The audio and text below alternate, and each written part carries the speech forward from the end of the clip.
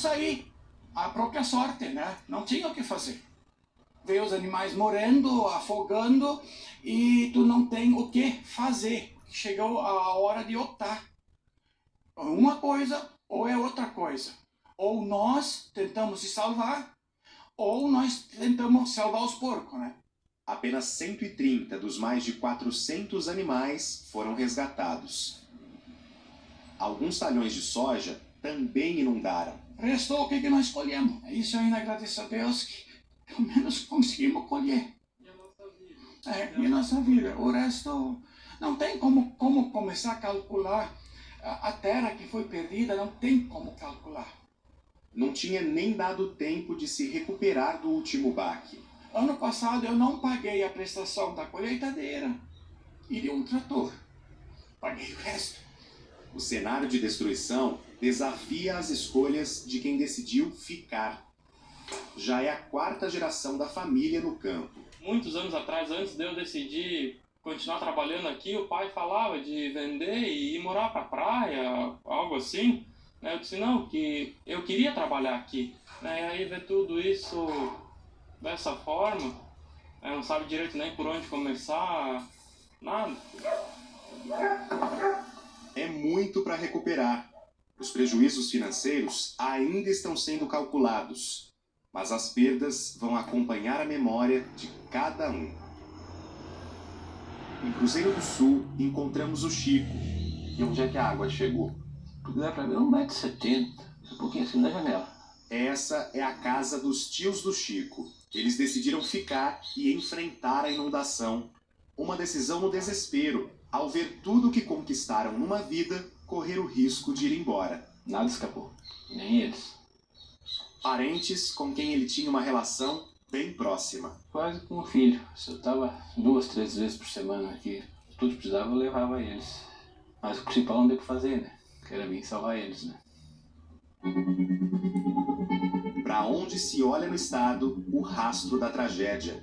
Dessa vez, ela se alastrou ainda mais. Veja na comparação entre esses dois mapas. O primeiro mostra a área afetada em setembro do ano passado.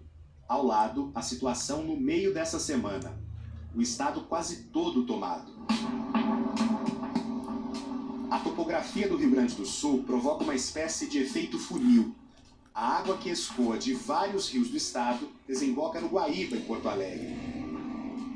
O nível do lago chegou aos 5,33 metros no começo da semana. Maior cota já registrada desde o início do monitoramento em 1939. Bairros da capital ficaram submersos. A água invadiu também municípios vizinhos, como conta o repórter Filipe Mancuso. Nas imagens de satélite dá para ver como a lama avançou sobre a região metropolitana. Esse é o antes e o depois do município de Nova Santa Rita. As áreas de atividades agropecuárias praticamente desapareceram. Em Eldorado do Sul, o impacto foi ainda maior. A grande Porto Alegre concentra importantes centros agrícolas do estado. É na região que fica, por exemplo, a produção de arroz orgânico do MST, a maior da América Latina. Agora as imagens são bem diferentes. Em alguns casos não deu nem tempo de tirar as máquinas do campo. Famílias perderam 100% das casas. A produção de arroz, das hortas, das frutas, tudo aquilo que era nossa renda, nós perdemos. Arroz, mesmo que tinha sido plantado, ele ficou embaixo d'água, não deu tempo de colher.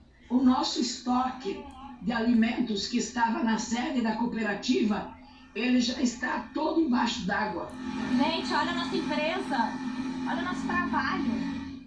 A Salete acredita que, diante do que aconteceu, tão difícil quanto reconstruir o que ficou pelo caminho, vai ser convencer parte dos agricultores a voltar à região. Não tem condições de voltar lá. Então a gente tem que ter essa sensibilidade, essa acolhida e colocá-las numa outra perspectiva de moradia, de local mais seguro. Eu conversei também com a Márcia, do assentamento Integração Gaúcha, no município de Eldorado do Sul. Ela conta que dedicou 30 anos de vida à agroecologia, com foco no cultivo de hortaliças e cogumelos. Eu perdi tudo. Inclusive a estufa de produção de cultivo dos cogumelos, ela foi completamente destruída. Tinha a minha sobrevivência, né? A minha subsistência. E ela foi... Não tem mais nada. A Márcia gravou um vídeo pouco antes de sair do assentamento e procurar abrigo na casa de amigos em Porto Alegre. Olha, isso é a horta, as estufas. Aqui é o que seria a horta. É uma situação que nos coloca num grau de vulnerabilidade que eu não consigo nem dimensionar. Eu acho que a gente só vai se dar conta do tamanho do estrago que essa enchente fez conosco no decorrer do tempo. Além de lavouras, a região metropolitana de Porto Alegre também tem criação de gado. No aguaceiro, salvar os animais foi um desafio. Em Triunfo, esse grupo conseguiu salvar cerca de 500 cabeças de gado de pequenas propriedades que ficam na região das Ilhas do Rio Jacuí.